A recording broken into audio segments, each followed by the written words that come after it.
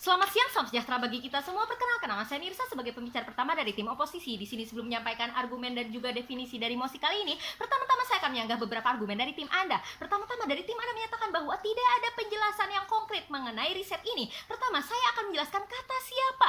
Para ilmuwan yang berbasis di Kanada pun menemukan sinyal ledakan radio cepat dari luar angkasa setiap 16 hari sekali. Bahkan denyut ini tiba-tiba datang dan memiliki pora berulang yang teratur serta bertahan sekitar 1 milidetik. Maka itu berarti ini sudah menunjukkan penjelasan dan menemukan bukti bahwa sebenarnya riset ini kemudian akan berhasil, tetapi hanya tinggal menunggu waktu. Karena ini saja sudah terlihat jelas bahwa ada para ilmuwan yang menemukan sinyal ledakan radio cepat, bahkan ada ilmuwan yang menemukan fosil mikroba yang ditemukan di Mars. Berikutnya adalah teori konspirasi. Bagaimana Anda menyatakan bahwa ini merupakan teori konspirasi, sedangkan teori ini saja terjadi karena adanya pemikiran dari ilmuwan-ilmuwan dan banyak sekali profesor yang mana sangat bergelut di bidangnya, yang mana profesor-profesor dan ilmuwan ini bergelut di bidang astronomi, yang berarti mereka sudah mengetahui pasti bagaimana terjadinya dan bagaimana luar angkasa itu sebagaimanapun jadinya. Dan apabila kita mengatakan bahwa ini hanya teori konspirasi, seperti yang kita tahu teori konspirasi ini hanya berasal dari khayalan semata, yang mana teori konspirasi ini berarti tidak bisa dikaitkan dengan alien dan juga galactic zoo ini, karena galactic zoo ini terjadi dan juga galactic zoo ini ada karena adanya pemikiran dari para ilmuwan dan profesor yang berpikir lebih jauh mengenai kedepannya,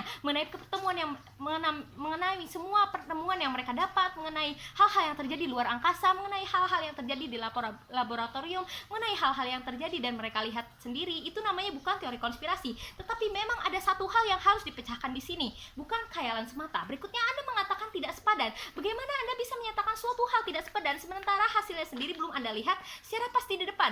Memang benar kita belum bisa melihat alien secara bentuk nyata di depan kita, tetapi bagaimana Anda menyatakan tidak sepadan apabila kita belum melihat hasilnya? Bukankah apabila hasilnya akan terlihat jelas apabila kita sudah selesai menemukannya, dan berikutnya kita akan menemukan kepuasan tersendiri dan kemudian pasti akan berdampak sangat besar kepada teknologi, yang mana hal ini belum kita rasakan karena ilmuwan-ilmuwan ini belum menemukan apa yang sebenarnya mereka ingin temukan, yang mana ini berarti kita tidak bisa menyatakan bahwa hasilnya tidak mungkin sepadan karena ini saja belum selesai dan hasil ini memang harus selalu dilanjutkan. Berikutnya, Anda mengatakan bahwa lebih baik dana-dana pajaknya digunakan untuk masalah degradasi lingkungan, pandemi, dialokasikan untuk energi terbarukan, konservasi energi, dan lain sebagainya. Sementara yang ada di pikiran saya adalah, bukankah itu semua sudah memiliki jatahnya tersendiri? Untuk apa Anda menyatakan jatah yang memang seharusnya ada untuk penemuan ini, ilmuwan-ilmuwan ini, profesor-profesor ini malah digunakan untuk ke tempat lain? Berikutnya, masalah riset COVID, kanker, bukankah sudah mempunyai biayanya tersendiri? Seperti yang saya tahu, seperti yang saya cari, ada sekitar 7,4 miliar euro yang digunakan untuk penelitian COVID. Coba bandingkan 300 juta euro dengan 7,4 miliar euro. Tidak ada apa-apanya. Apalagi Anda dari tadi mengatakan bahwa bidang-bidang yang diperlukan itu sangat banyak. Misalnya saja konservasi energi, degradasi lingkungan, COVID, kanker. Bukankah apabila kita menghubungkan ini dengan 300 juta euro, sama saja misalnya ada 10 bidang, masa di satu bidang yang berbeda-beda ada sekitar 30 juta euro per bidang? Lebih baik kita fokus kepada satu bidang dengan biaya yang memang digunakan untuk penelitian di bidang tersebut daripada menggunakannya untuk bidang yang lain-lain. Berikutnya, Anda mengatakan penggunaan pajak yang bermasalah. Dari mana Anda mengetahui bahwa pajak yang digunakan dan juga hasil ini digunakan dari pajak yang bermasalah? Seperti yang saya tahu sendiri, biayanya saja ini dibiayai oleh Pentagon, yang mana Pentagon adalah Departemen Pertahanan di Washington DC yang tugasnya memang untuk mengawasi pertahanan, mengawasi keamanan yang ada di muka bumi, dan juga untuk melihat apa saja yang terjadi di luar angkasa. Karena apapun itu yang berhubungan dengan muka bumi adalah ada hubungan dengan pertahanan, yang mana harus ada pertahanan yang dilakukan dan juga untuk waspada tentang apapun yang akan terjadi ke depannya. Makanya digunakanlah uang ini, dialokasikan untuk melihat apakah memang ada ancaman yang terlihat dari luar angkasa. Kemudian jika ada ancaman yang akan terjadi, maka kita bisa mengetahui pesannya karena kita sudah mengetahui apa yang harus kita lakukan dengan cara penelitian ini. Berikutnya, Anda mengatakan bahwa harus memiliki tujuan yang jelas. Saya bertanya di sini, kurang jelas apa lagi masalahnya? Kurang jelas apa lagi bahwa tujuannya adalah untuk pengetahuan dan untuk informasi dan juga untuk pengetahuan kita ke depannya dan untuk mewaspadai apapun hal yang akan terjadi mengenai luar angkasa. Anda mengatakan tujuannya kurang jelas. Pertama, saya bertanya di sini, tujuannya sangat jelas, yaitu untuk pendidikan, dan Anda tidak bisa menyatakan bahwa tujuannya tidak jelas.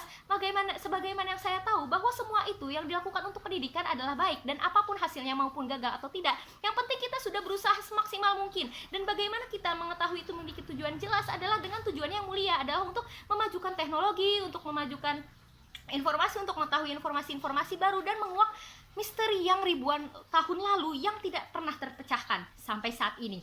Berikutnya adalah Anda mengatakan bahwa informasi dan lain sebagainya itu tidak bermanfaat. Anda mengatakan bahwa yang bermanfaat itu adalah masalah konservasi energi dan lain sebagainya. Sebagaimana yang saya tahu, ilmu pengetahuan itu bukankah satu hal yang sangat bermanfaat? Apabila Anda mengatakan bahwa ilmu pengetahuan ini suatu hal yang tidak bermanfaat, maka ilmu pengetahuan yang Anda dapatkan di sekolah itu, apakah Anda berani mengatakannya tidak bermanfaat? Bukankah seperti teori bola lampu sendiri, teori yang lain sebagainya, rumus-rumus sebagainya tidak bisa digunakan hanya dengan 1 kali percobaan, tetapi harus 1000 kali percobaan baru kemudian percobaan itu berhasil dan kemudian menghadiahkan hasil yang kemudian bisa kita rasakan untuk kehidupan kita sekarang. Rumus-rumusnya sangat berguna untuk belajar dan lain sebagainya.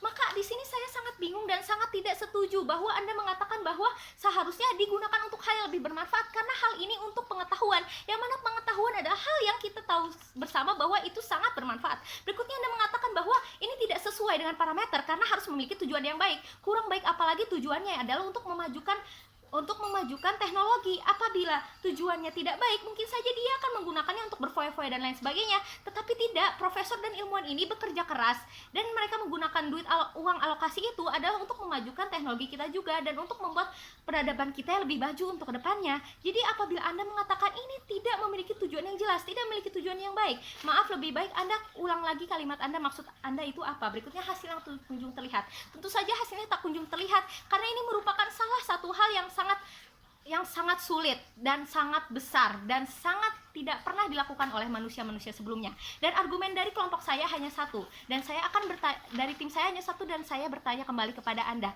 mungkinkah di alam semesta yang sangat besar ini, bahkan bintangnya ada bermiliar-miliar buah, mungkinkah hanya ada satu kehidupan yang ada di luar angkasa ini? Silahkan Anda jawab sendiri. Sekian dari saya, terima kasih.